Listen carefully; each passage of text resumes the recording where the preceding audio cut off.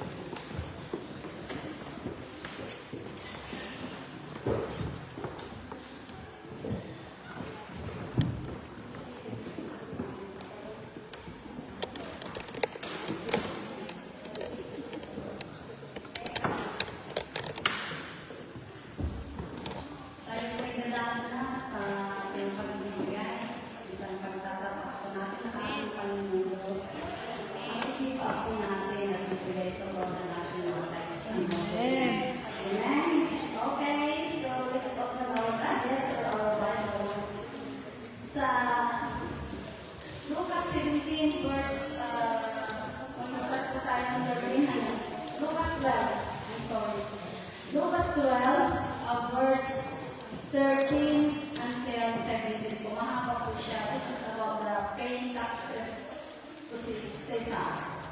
Okay, so may mga ilan po doon na tauhan ni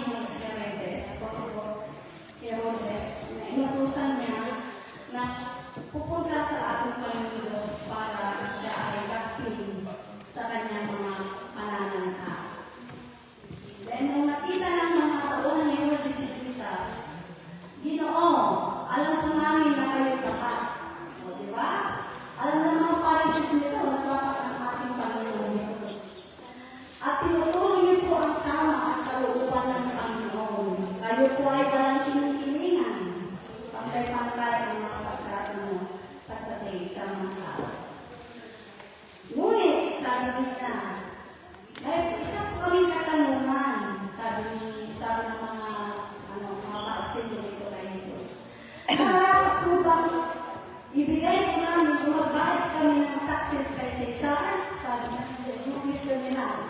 Tapos, pero si Jesus, alam niya yung mga, alam niya yung mga intention nila sa kanya. Diba? Wala namang pwede malaman ng ating kayo sa atin. Pagdating saan kasi, alam mo Lord, kung talagang totoo yung mga ano nila sa kanya, pero alam niya yung intention talagang kung hindi nila, hinuhuli lang siya para dapping. Pero, ang sabi ng Panginoon, bakit di ba ako sinusubukan? Sabi ng Lord. Dahil yung ako ng coins, yung pila. So, dinala nila yung coins kay Jesus. Kanino narawan ito? Sabi niya. Sabi nila, kay Caesar po. Okay, so, ibigay niyo kay Caesar ang para kay Caesar. Diba? At ibigay niyo rin ang para sa Panginoon.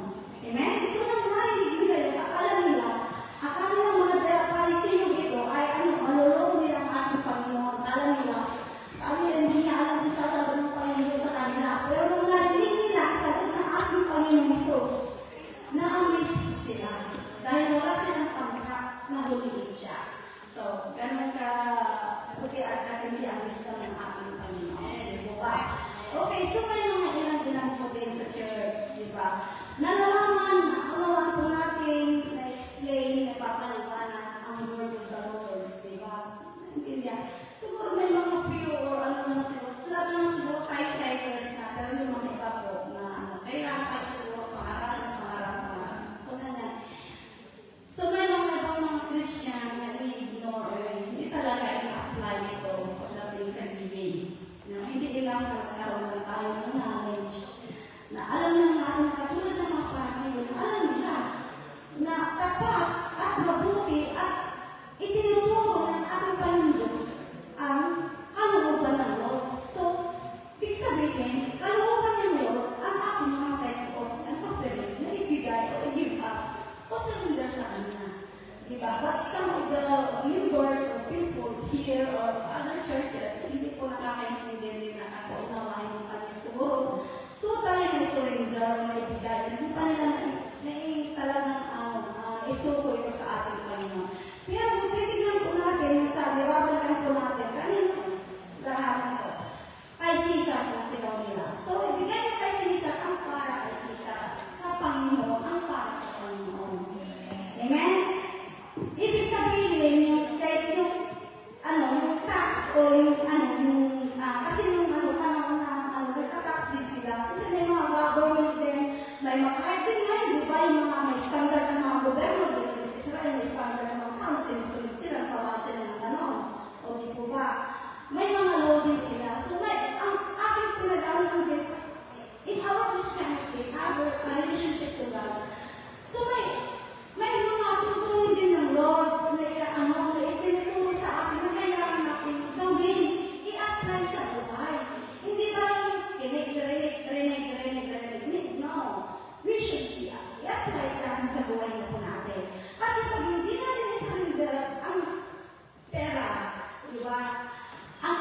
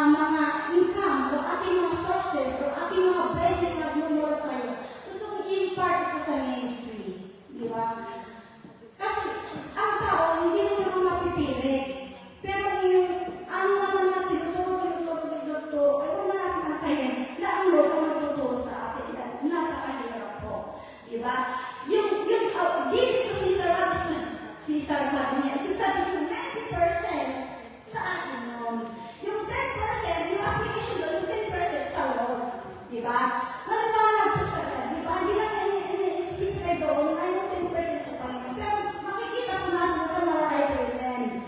Napakaliwanag yung explanation po ng Lord doon. Di po ba? Kaya,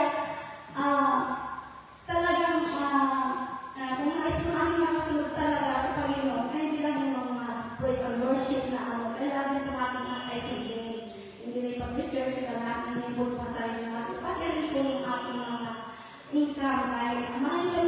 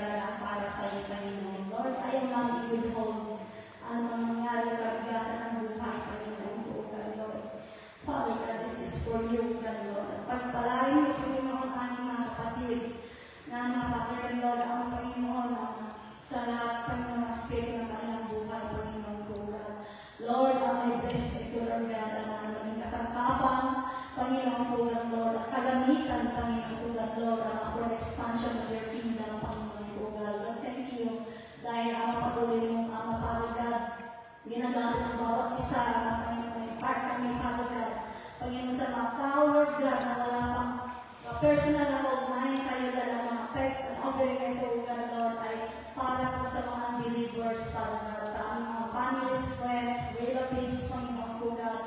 Ama Panginoon, O Lord, ang mga Pilipino, Lord God, ang Pilipina here in Israel, Father God, Lord. Ama, salamat Panginoon dahil sa mga ito, Lord God, Ama, ay makakakilala sila sa inyo, Panginoon, Lord. Lord, I pray also, Father God, Panginoon, O God, Lord, Ama, na punuin mo, mag-harvest po kami sa church na ito ng mga souls at kaluluwa, Panginoon God.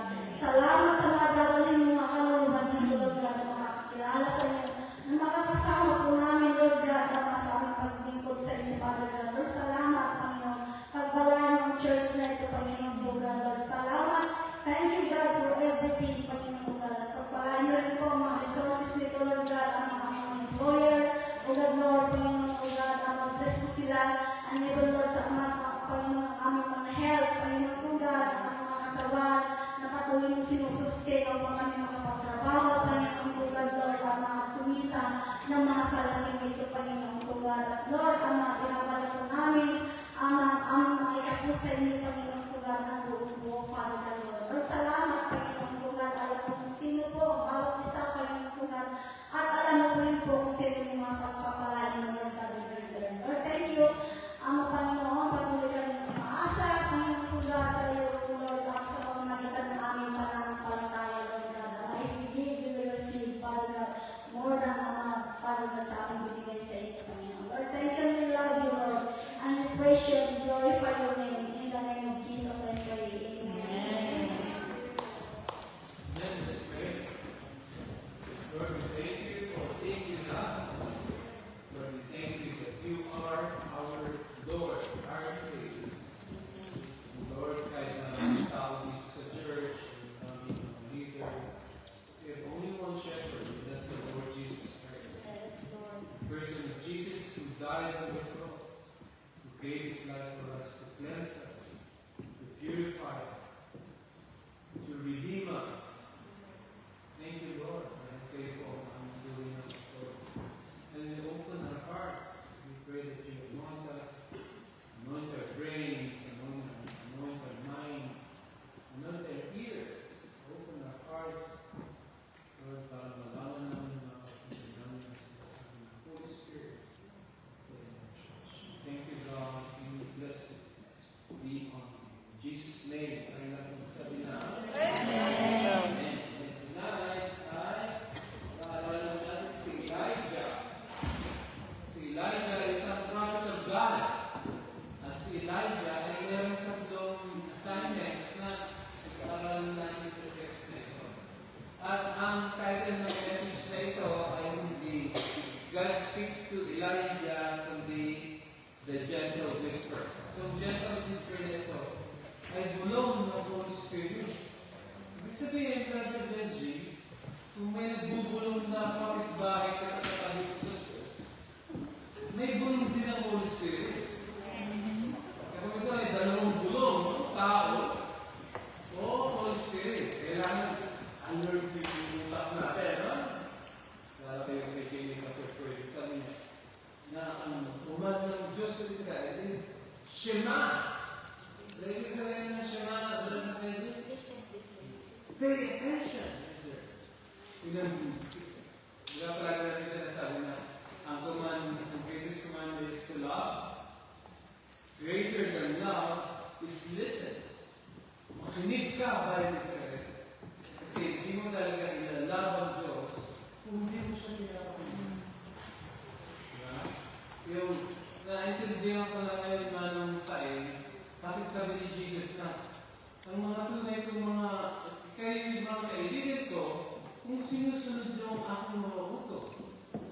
Nabasa ko na ba yung verse na yun na tayo? You are my parents if you obey my commandments. Usually, ano pa ba hindi ako naniniwala na ang basis ng friendship ay allegiance. Usually, ang basis ng friendship is friendship. Bakit tayo kaibigan? I enjoy your company, you enjoy your company. Parang mutual friendships. Kaya sabi ni Jesus, ang totoong kaibigan ko ay sumusunod sa akin. Ibig sabihin, ang totoong friendship, kung talagang kaibigan tayo mga kapatid, I could ask you favor, and you could ask you favor.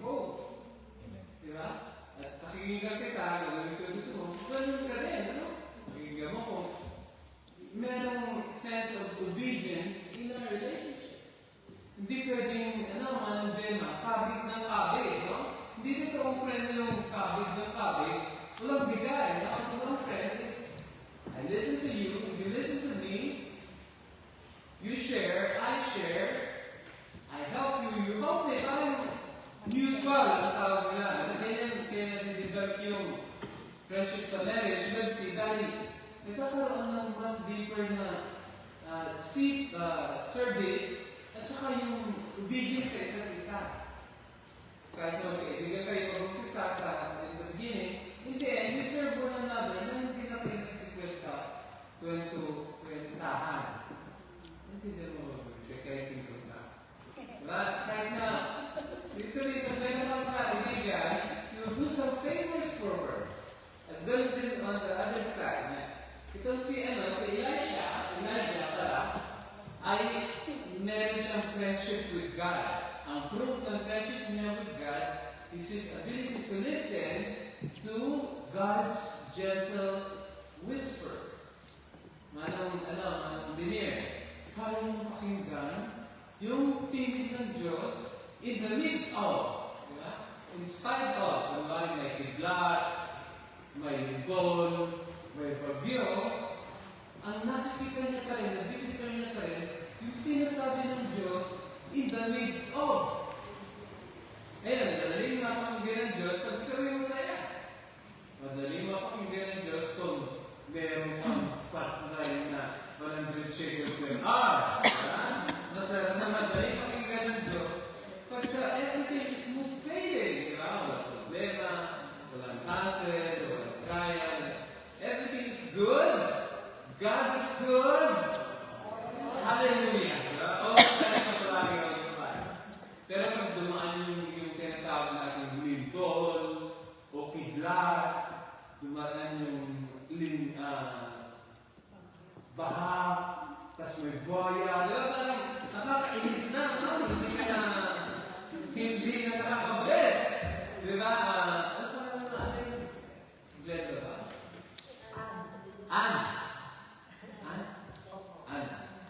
Yung pagkakadating yung mga trials and trials, nag-change yung perception natin sa reality. Doon nakikita kung kaya mo pa rin pakinggan ng Diyos o hindi na. Pag masaya, ano pa naman sa karoon mo? Len. Pag masaya, parang napakadaling alalakarin ng Diyos. Kaya meron tayo, and I will see of the goodness of God. Parang masaya eh. Kaya masarap alalahanin yung mga Diyos. Pero pag dumating yung trials and trouble, yung testings, yung pagkakailangan mo sa Diyos, na God is good, kumisa na-challenge. Na-challenge sa sarili mong circumstances. So, kung sabihin mo, ay, mabait pa rin ng Diyos. Pero pag sa na-challenge na yung life mo, dumaan ka sa mga mapait na pagdurusa, katulad na nangyari kay David sa buhay ni Noemi, kailangan mo sila. Kung kapidahin niyo sa Bethlehem, sinanay nila yung saan ko rin po? Hindi. Saan ko po? Sino yung sunod? Abimelech. Kasi nung sila pumunta ng Bethlehem, tumatay yung dalawang anak ni Noemi, ang tinawag siya nung nakabalik na sila sa Bethlehem, sabi ng mga taga-Bethlehem, ay Noemi, nandito ka na pala. Ang sabi ni Noemi, ate Noemi, don't call me Noemi. The Lola in me. Lola in me. Call me Mar'a. Mar'a. God has made my life bitter. Imagine, pagka nakadaan ka ng mahirap sa buhay, mapapagod situation, ate Delia sa buhay, tapos all of a sudden, ang sasabihin mo, God has turned your life into Mar'a. Diba? Ibig sabihin, ganun tayo ate Marika, masaya tayo, hallelujah, God is good all the time. Pero pag may dumating sa iyong malas, sabi mo, bakit ikalaw nito? Bakit ganyan ang script natin palagi? Bakit ikalaw nito? And somehow, parang, Diyos ang may kasalanan.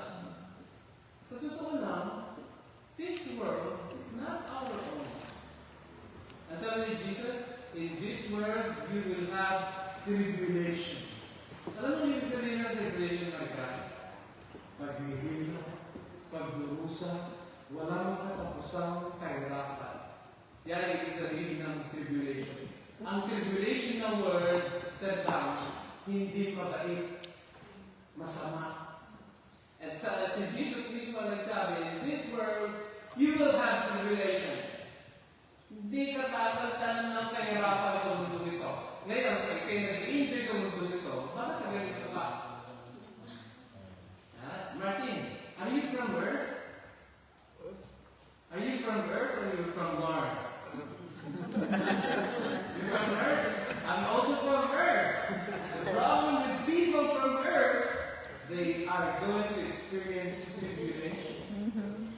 There will be persecutions, there will be hardships, trials, temptations, all over. And this is what we call life. Pag wala kang trial and testing, baka patay ka na.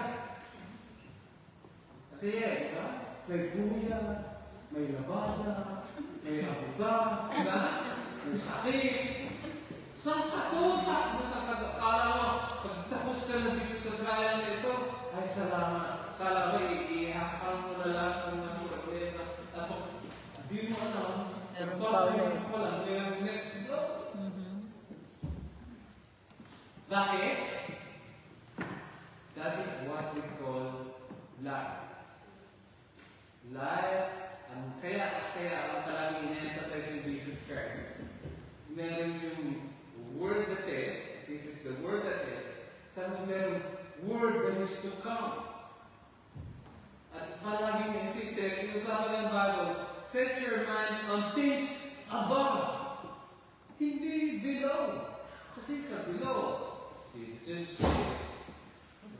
buti itong mga ito, Canadian na. Ngayon po, ng Israel, wala pang visa, ano? Ang tagal pa lang na natin dito, di ba? Ayun sa mga Canadian. Kaya ang daming trial sa buong mundo. At hindi na tayo nakalagpos. Mabuti na lang, at sa Israel ka. At least meron pang blessing na 100 shekel per hour. Magkakatay lang yun. Nabibless ka 100 shekel per hour. Pero kailangan sa Pilipinas, sa tiye, ninanakawa ka ng 100,000 per hour. Yes. Siyempre, nagtatax tayo eh. Mga tax natin. May pangyayari kasi sir, nung mahirap daw ang Korea, ang ginawa ng mga dynasty ng Korea, pinadala na ng mga Koreano, kung nagtrabaho sa Europe, sa Amerika, para yung kita nila, pumunta sa gobyerno. After a few years, parang 10 or 20 years, sabi ng mga Koreano, balik na kayo, okay na tayo.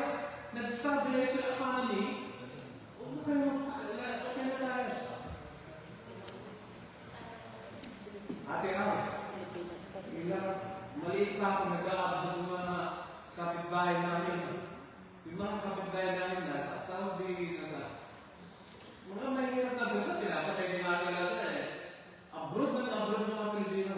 Hanggang ngayon, bata pa ako lang eh, kung pa ako, ano? Tumanda na ako, wala na akong tuo. Nag-abroad pa din mga Pilipino, mahirap pa din ang Pilipinas. Sa lang ko, bakit ako rin na, after 30 years, na nag-abroad mga Koreano, yumaman, ang Pilipinas, ilang taon na tayo nag-abroad. Dami na natin mga film na nasa Amerika eh. Mahirap pa rin ako. Nasa Manila pala ba yung mga pera? Wala tayong tinatawag na. Hindi na di-distribute. Walang proper distribution ng wealth. Kundi tayo naman. Masama kung magkano pa natin mga politiko. Ang kulmi pa, binukul pa eh. Kaya nilunok ko tayo ng mga politiko eh, dahil sabi ng mga politiko, huwag nyo. Huwag na ako. Pag pinaglalaban nga natin sila. Pag nakupo, magdala ako parehas ang dati. Ini-snap na tayo. Nilunok ko tayo ng mga politiko eh, dahil ang mga tahap. Yung mga nagnakaw sa akin, pag tayo binayaran na eleksyon, ibubuto din natin. Diba? Dati, ibubuto natin si Johan.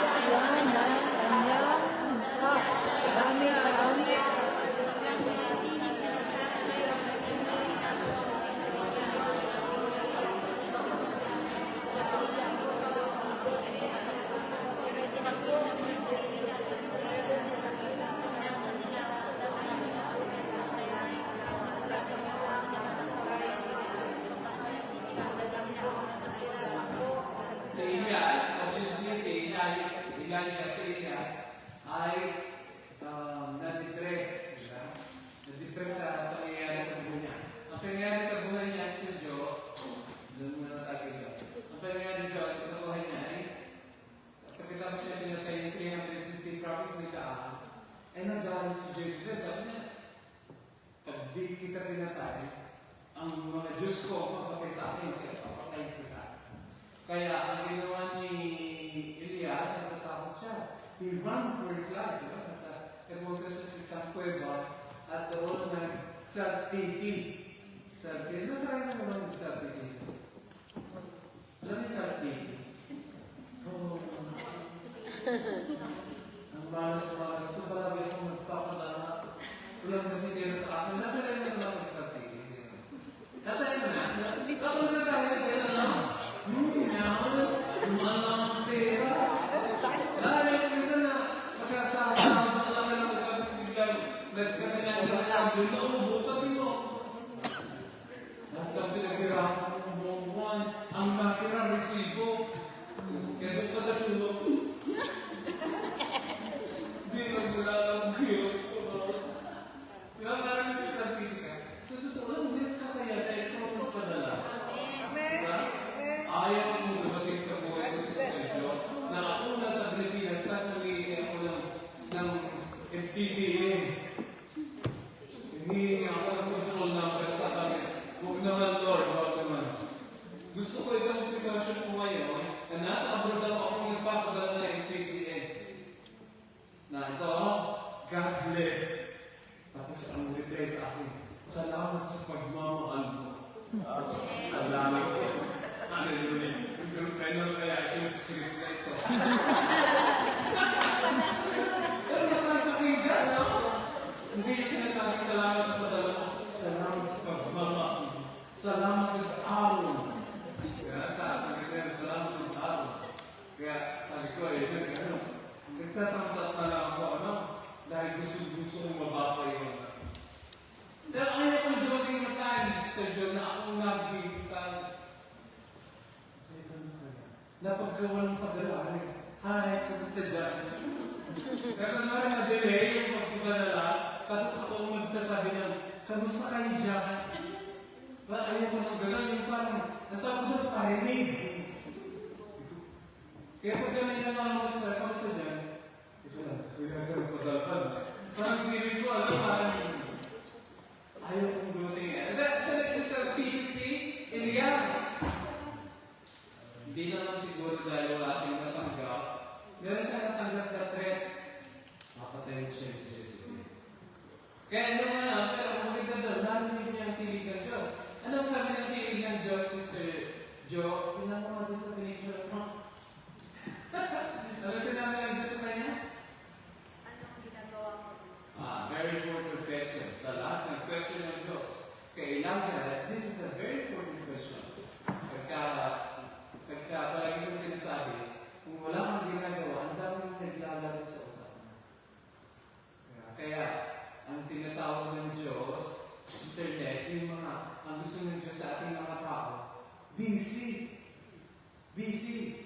Hindi busy sa catechism, hindi busy sa Facebook, hindi busy sa trabaho. Mahal niya ang busy sa trabaho. Ito ba yan, Sister? Kala ko, hindi ka rin. Dapat busy ka sa work. Especially kung kayo nasa SNL. Pag tamad ka at nasa SNL ka, umuwi ka na, liability ka. Kasi palagi ko narinig ito tayo naman, sabi niya, Pastor, ako fit to work pa naman. Sabi pag nasa Israel ka, dapat fit to work ka. Dahil kailangan ng Israel, nag-work ka. Pag gusto mo mag-pension, doon ka sa Paglayla, doon ka mag-pension. Pero pag mahinahin na ako na, masakit ang job mo. Ha? Masakit at walang maraming kaya sakit sa tulad ko. Kailangan ka na rin magpahinga. No? Dati madalin. Ken. Unless na lang siguro na tinawag ka ng Diyos magpastor. Sabi ng Diyos, walang resignation dito. Wala tayong nagagawa doon. No?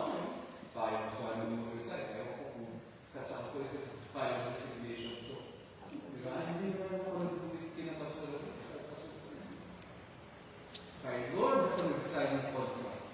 Kaya ang last ko, pagkabagsak ko dito, hindi na ako yung resign na ako, retired na ako. Para as long as meron akong tiningan, I'm going to stand behind this book. And declare the word of the Lord. Walang resign na dito. Ikaw ang bumigay ng pagkakot ko. At di ko na kaya ko.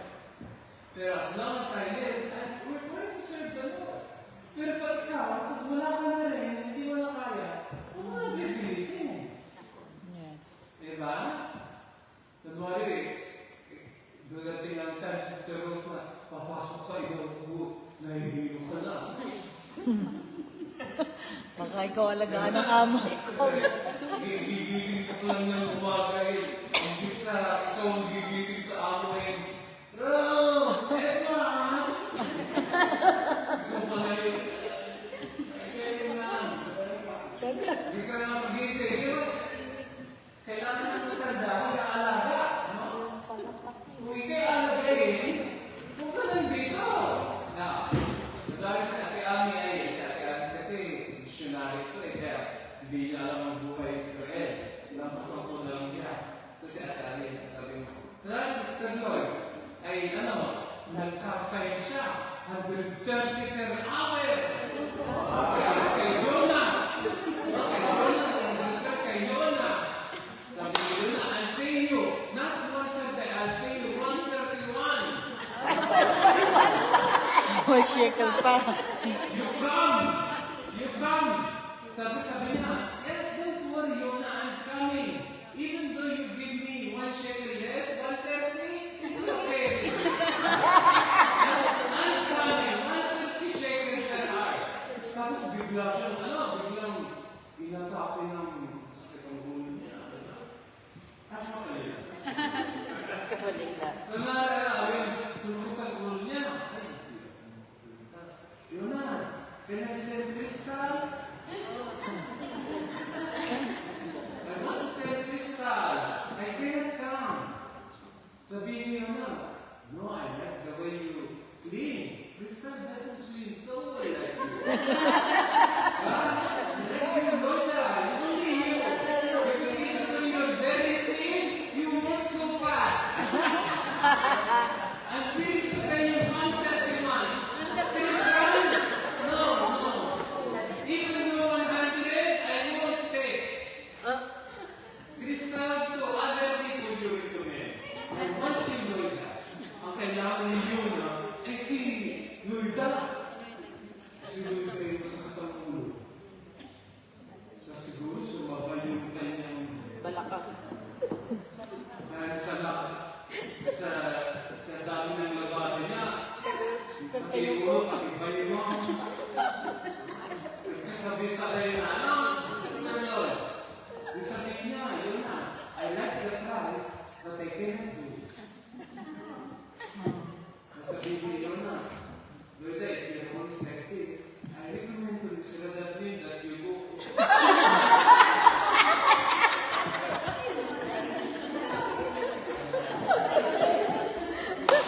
Magpapalik yung galawan si Kai. Tatapon namin mga cellphone namin. Bigyan kami ng mga bago. Now, what I'm trying to say is this. Kailangan mo fit to work. Kasi Elijah, he should be fit to work.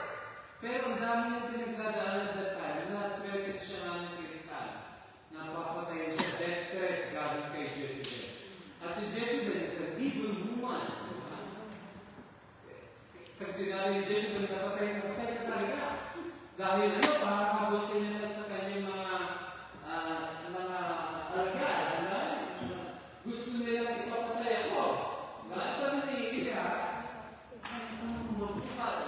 na-discourage na si Elias. Na-discourage na si Elias. Sabi niya, ayaw ko na. Dahil sabi niya, Irene, nag-iisa na ako.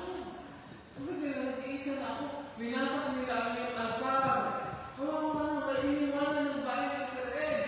Nag-iisa na lang akong propeta. Ito, Leo. Nag-iisa na lang. Hindi siya nag-iisa na propeta. Hindi. Pero feeling niya, gano'n pagka ikaw ay mababa yung nade-depress ka, tao na pinagdadaanan ang matindi, ang kamera nasa iyo. Ang feeling mo, mag-isa ka. Yun ang mahirap, ano? Hindi. Kailanman, hindi tayo maging mag-isa. Ay, Nalapangalan ng Lord ay Emmanuel. Emmanuel Elohim. Hindi ka kailangan mag-isa. Kahit mag-isa ko sa road, mag-isa ko sa battle, God is always there. Diba? Hindi kayo iniiwanan ng Diyos. Ayun, pag-paborito na ako ng kanta doon eh. Ang bilibot pa naman ako. Tapos sa born again ako. Ganun, gusto ko ba rin? God is watching us. God is watching us. God is watching us. From a distance. Alam mo sinawain yun? It's not from a distance. God is here. Emmanuel Elohim. Ibig sabihin ng Emmanuel Elohim, He is here with me. Kahit saan ako pumunta, nandun siya. I am never alone. You are never alone. Never. Yung sabi ni Jesus Christ, I need to go back to the Father. At I am going mag-isa. I'm not going to leave you orphans. Sabi ni Jesus hindi ko kayo kakayaan mga ulila. Kaya nung ginawa ni Jesus Christ Manang says, maalala mo ba? I am not going to leave you orphans. Ayaw ko kayo maging ulila. Ano ginawa niya? Iwanan niya sa atin ang Holy Spirit. He sent His Holy Spirit. But yung Holy Spirit mga kapatid is better than Jesus Christ. So bakit ko sinabi niya ang Holy Spirit ay better than Jesus Christ? So Jesus, nung nandito sa earth, nandito lang siya sa Dante Virgin. Nandito lang siya sa isa. Si Jesus, hindi na pumunta ng Pilipinas. Nung pinanganak siya sa Bethlehem, hindi siya napunta ng Bethlehem. Ang pinakamalayan mo na pinapunta niya, Egypt.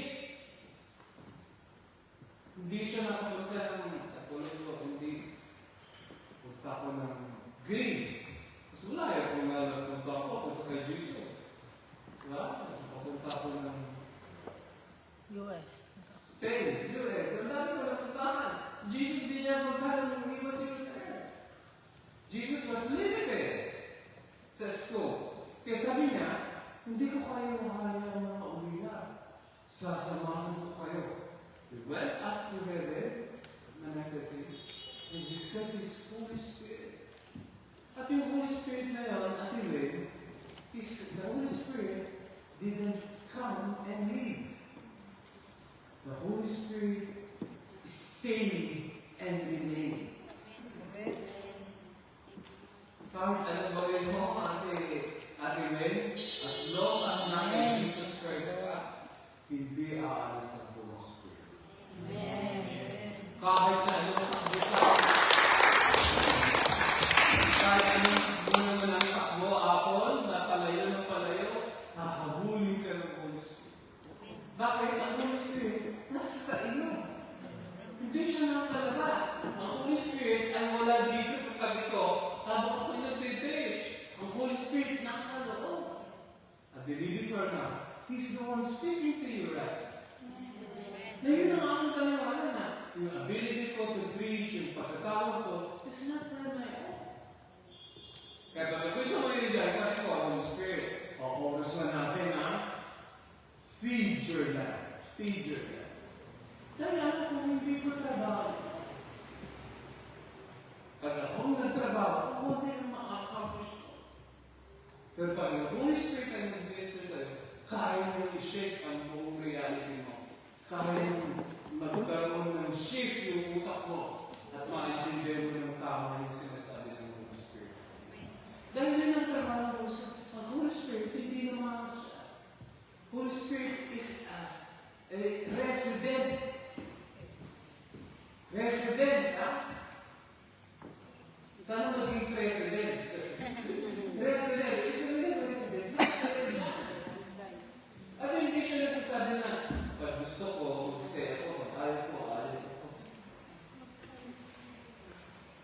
Spirit walang choice. Nung tinanggap mo si Jesus Christ as your Savior, sabi niya, akin ka, ako'y iyo, nandiyan ako sa iyo. Hindi ka niya iniwalayan. Yan. Ito, punta tayo doon sa susunod na text. Nagsalita, one to be go. Nagsalita ang Panginoon.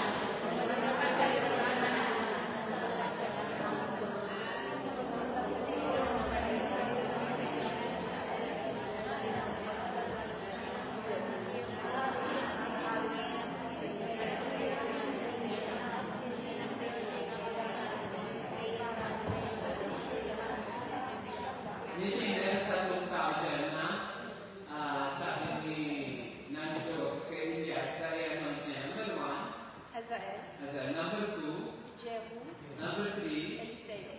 Itong tatlong tao ito, meron silang mission. Ang mission nila ay wasakin ng pamilya ni Jezebel at ni Ahab. Itong tatlong tao ito, sabi ng Diyos kay Elias, meron, tama ang pagbubog mo. Para sa akin sa secular language natin, Nishi, parang sabi ng Diyos kay Elias, tama ang drama. Masyado sa mga dramatic. Naiintindihan ng Diyos na kailangan meron tayo tubig. Diba? Kailangan meron mga time, diba? Tayo tubig, time to rejoice, time to celebrate, time to mourn, diba? Pero lang sabi ng Diyos kay Elias, enough. Do something. Meron akong tatlong tao na nakailera, kailangan mo yan sila.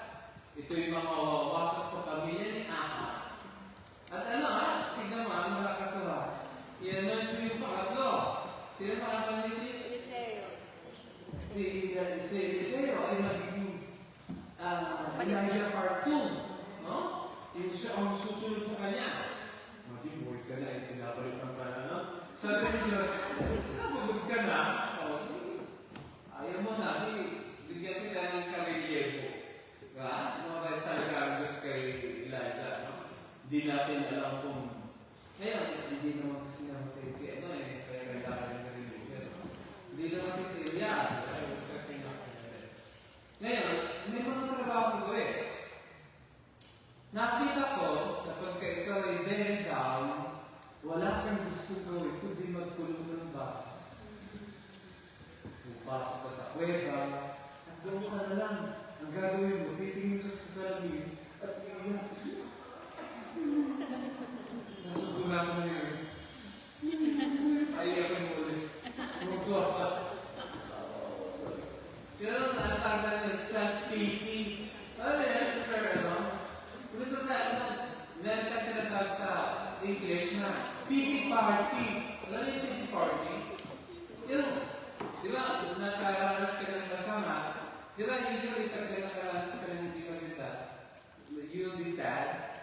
Tapos ng sadness, masaya ka na ulit. Ito ang pagkasabi ng Sanchez. Weeping may endure for a night, but joy comes in the morning. Kasi magdamag ka umiyak, pero joy comes in the morning. Ang ibig sabihin, nakakapagod din umiyak. Kapapagod ka, pero after ng pag-iyak, joy comes. Ibig sabihin, normal lang na iiyak ka, kasi sumama ka din. Ang pangit yan, pag-iyak ka ng iyak. Dahil pag-iyak ka ng iyak, mamaya. Iyak ka ng iyak, pag may nagpit dyan sa loob, mamaya tawa ka ng tawa. Kaya pinakaganda, umiyak ka, tapos umiyak, tawa ka naman, ha? That's normal. Normal yun, malupot ako, sabihin ko yung taste mo yun, pag pinapalulog kong pipito mamaya, okay na ako. Basta na naman, bibigyan ng pipito mamaya. Hindi ko sabihin, yung kailangan you can move easily from one state to the other. State of sadness, huwag kang state of very matagal doon. Pero there must be time for sadness. Huwag ka naman trabaho kung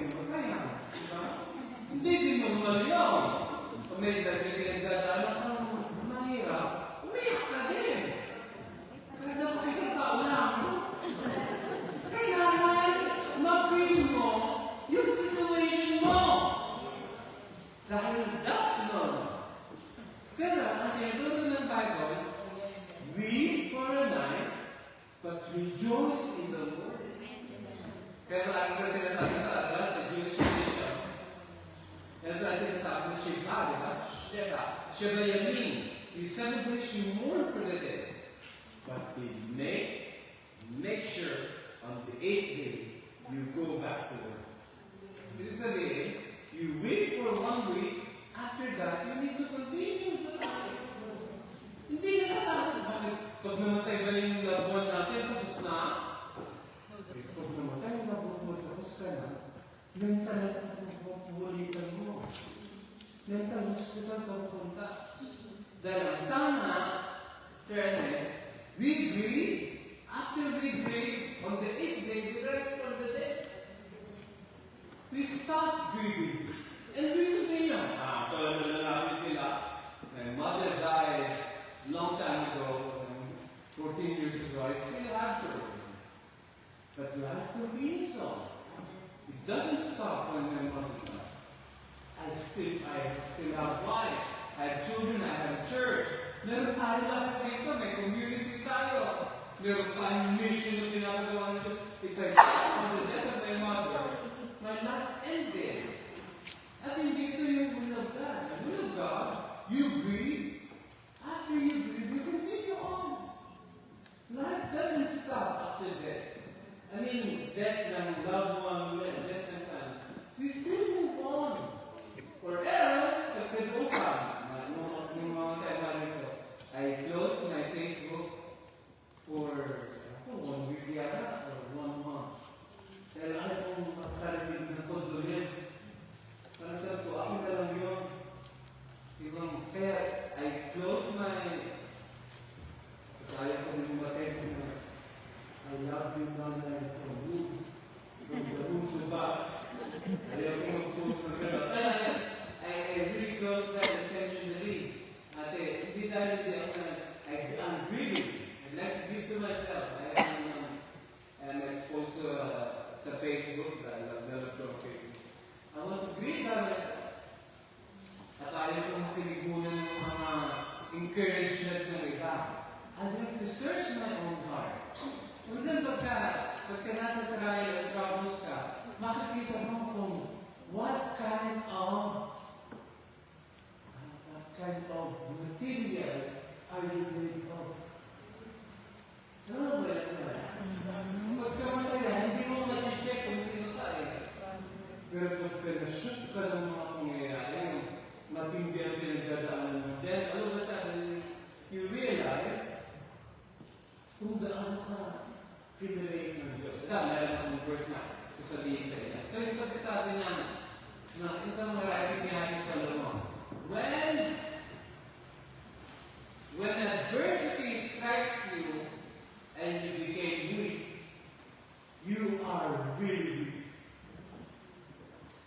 Dito ka, sabi niya, pag tinamaan ka ng pagsubok at ng hila ka, talagang mahina. Ibig sabihin, meron tayong mga pagkagawa, manong Belgic. Iba-iba yung pagkagawa sa akin. Una sa lahat, iba yung personality natin, di ba? May mga iba, buti na lang tayo, hindi tayo ginawa ng Diyos na parang mga Koreano at Kapol. Ang Koreano at Kapol, pag disappoint, tayo, mga lahi tayo ni Freddy Aguilar, Manong Pahin, tawanan mo Ang iyong problema. Yan ang ganda. May problema na, natawa pa rin. Ang tawa niya, ito. Makinis ka! Makinis! Makinis!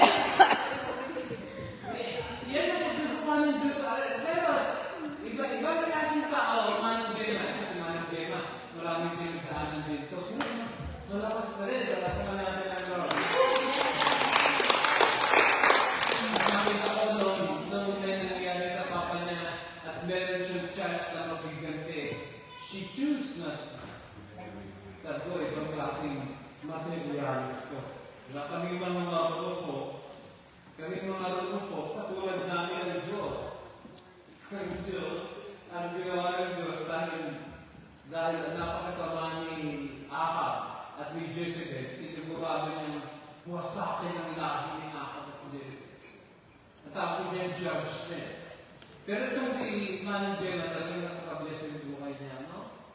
Na alam niya na para sa Panginoon, hindi dapat gawin. Kaya, Manong Gemma, I hope hindi nagbago yung isip mo, no? Dahil talagang maraming option sa kanya na gamitin yung ginawa ng masama ng father niya. Pero she said, no, never. Yung kung isan, may mga materials na mahina ka, madali kang bumagsak.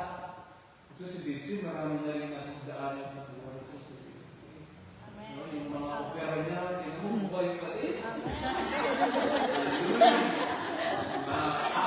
Opera at saka yung mga matang, pati yung matang namamaga.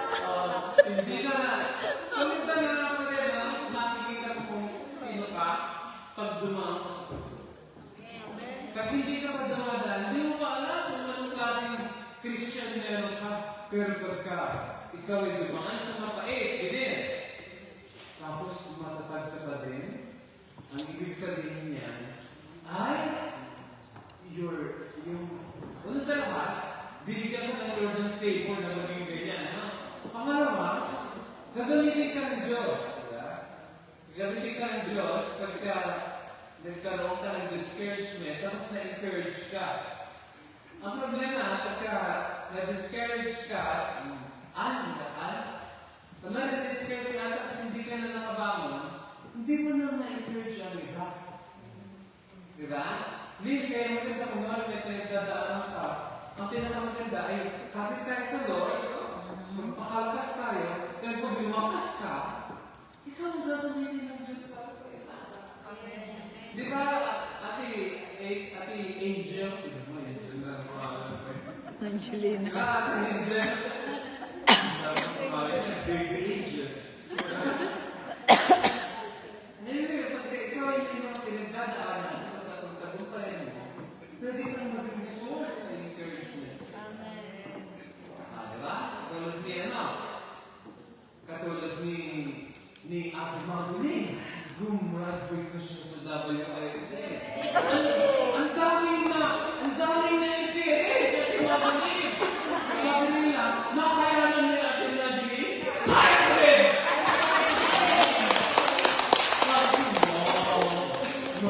Dami mo pa. Hindi na mag-graduate. Ay, nagulat ako.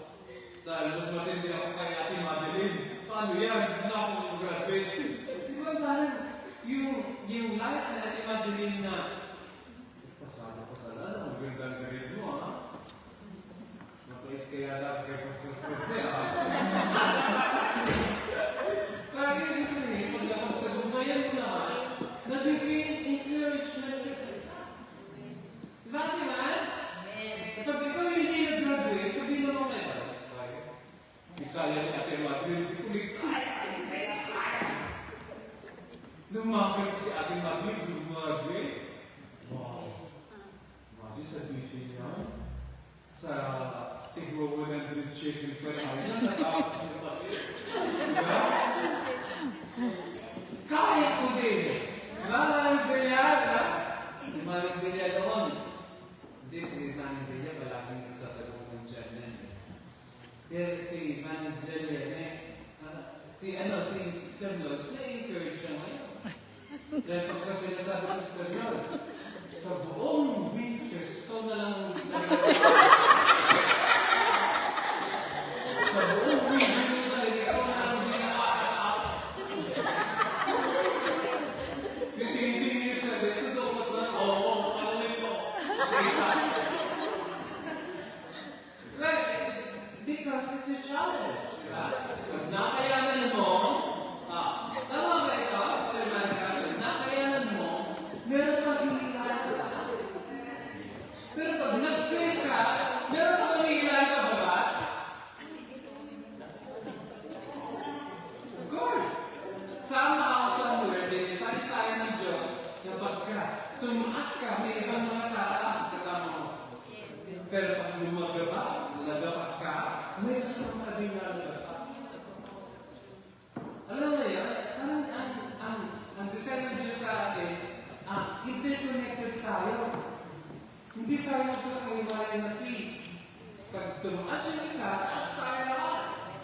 bumagsak yun, bagsak lahat.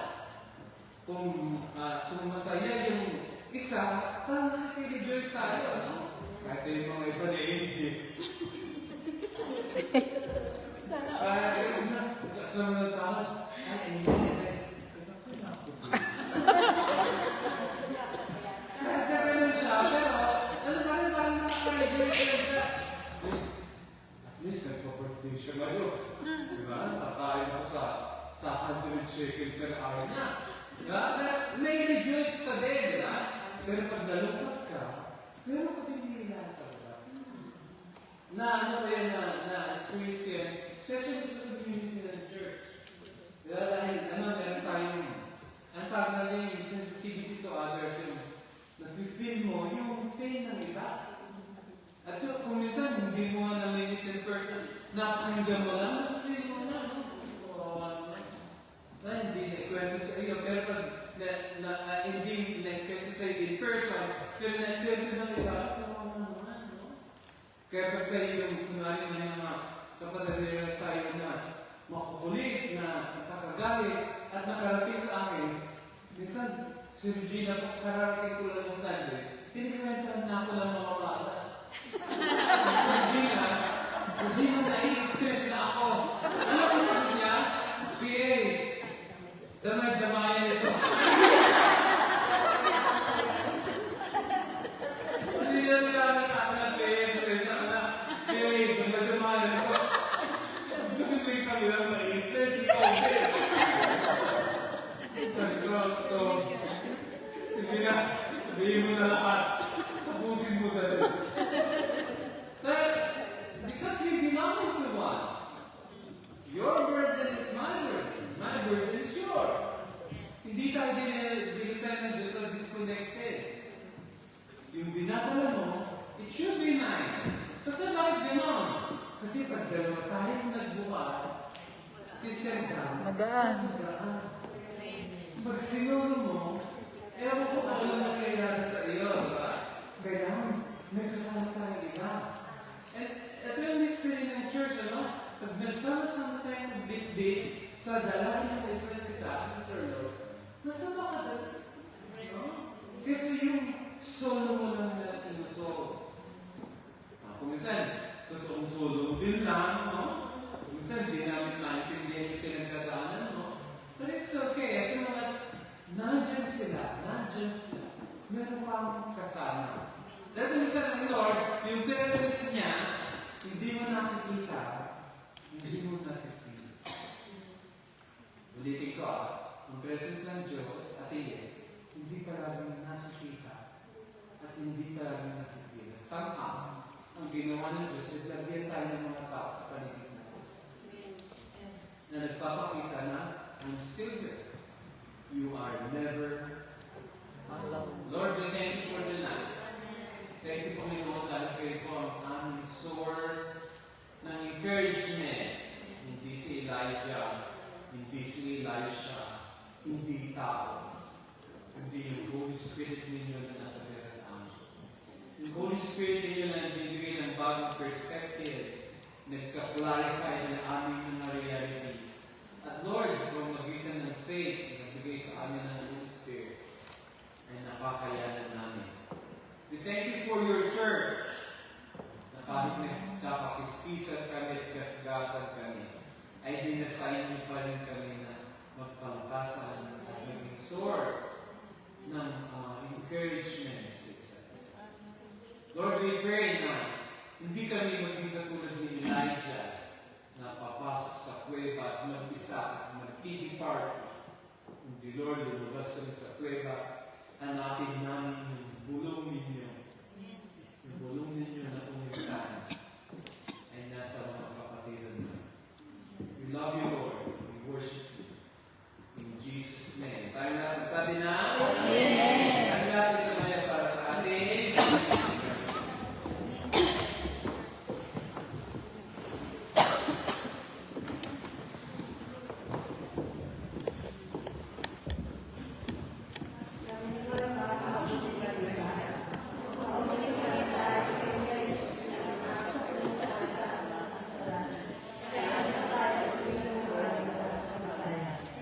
Sino mang maniniwala sa mabuting balitang ito ay maliligtas. Subalit bago natin paniwalaan ang mabuting balita, kailangan muna natin kilalanin sa mga sarili na tayo ay makasalanan. Sabi ng Biblia, lahat ng tao ay makasalanan. Bakit ang lahat ng tao ay makasalanan? Ang unang tao ay sa Adan, sa gawa ng kasalanan dahil sa mayang muna ng punan, sabi ng Diyos ay gusto. Ito ay ang puno ng alaman tungkol sa mga Diyos. Sinuway ni Adan ang Diyos ng Diyos at siya ay nagkasalanan. Lalo lahat ng tao ay naglaki Adan sa mga kaya ito ang kasalanan. Una, ang pagkatakot at siyang kasalanan. Kaya ito ay may takot at may kasalanan. Dalawa, ang pagkakas ay resultado ng kasalanan. At ito ay kailangan ito ang kasalanan. Dalawa, ang mga pagkakilap sa resultado ng kasalanan. Kaya ang hirap sa iyong buhay ito ay kasalanan. Kaapa, ang kamatayan ay resultado ng kasalanan. Kamasaya ay resultado ng kasalanan. Lahat ay sigurado na mga pagkakilap. Ang tao na kasalanan ay nakapatapos sa kamatayan dahil sa kasalanan ay siya ay natapos sa limasyan sa impyerno. Ang sabi ng nangyayari, impyerno ay nakapatapos sa kamatayan sa walang sila na magkakas. Hari tayo nakapatapos sa kamatayan. Ito ang posisyon ng tao na kasalanan. Siya ay nakapatapos sa impyerno sa walang sila. Paano tayo makagawa sa isang posisyon? Una sa lahat, ang kasalanan kailangan natin para sa ating kasalanan ng Satan. Kaya sa Jesus ay nagpalito sa daigdig ng hindi nagmula kila Dan.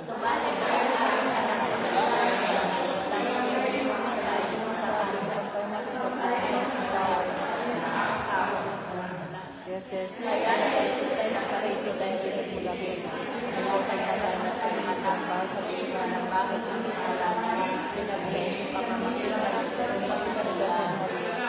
Siya ay pinakita sa pagkakataon para sa pagkakataon ng kaya kung naniniwala ka ang pagkakataon ang kabuhay na kayo ang pagkakataon ng Maria ay siya mo ang pagkakataon sa pagkakataon ng Jesus kaya pagkakataon sa naniniwala ka sa pagkakataon ang kabuhay ng Maria at muli pagkabuhay ni Jesus.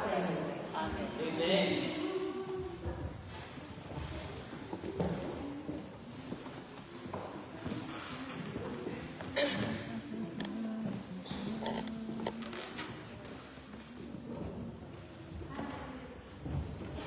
Hallelujah, Jesus. Hallelujah, Father God. Yes, Lord, maraming salamat po, Panginoon. Maraming salamat po, Diyos. Yes, salamat sa amin, Lord. Salamat po ba sa pagkain ng spiritual na narinig po namin, Panginoon, na kailangan mo po namin pastor, Panginoon. Salamat po sa kanyang buhay, Diyos.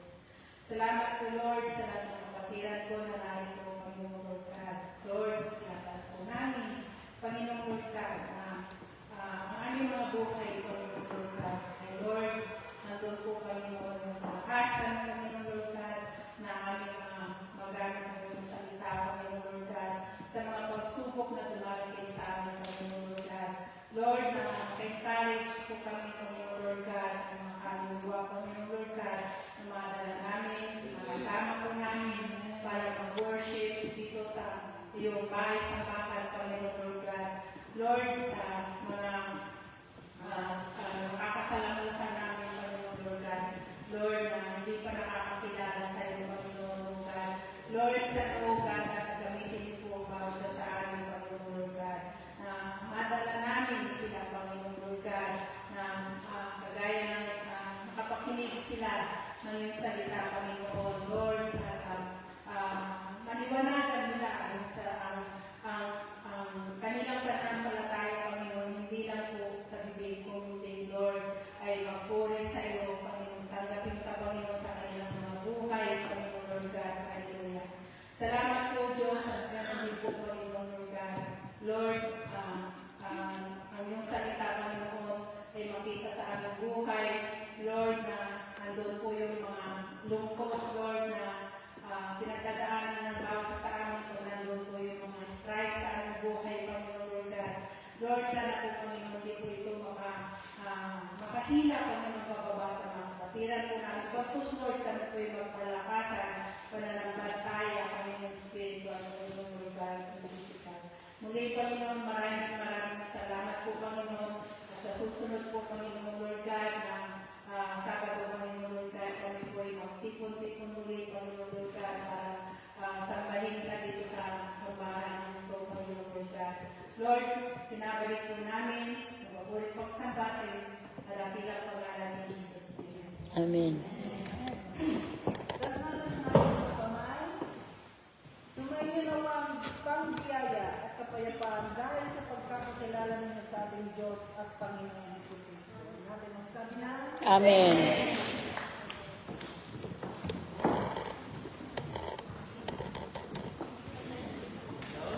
Amen. Announcement.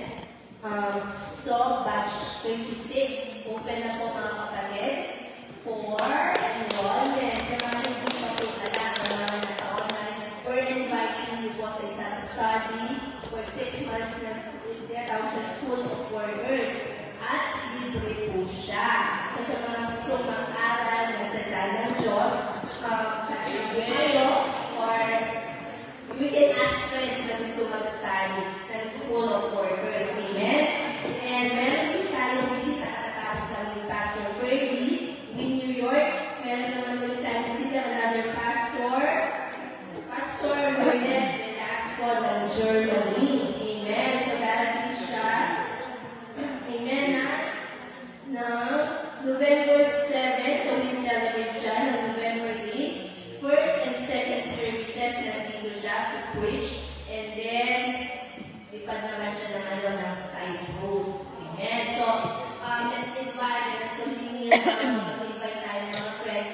Even na wala tayo mga special pastors na visitor. So, continue praying and continue inviting ng mga kilala sa Amen.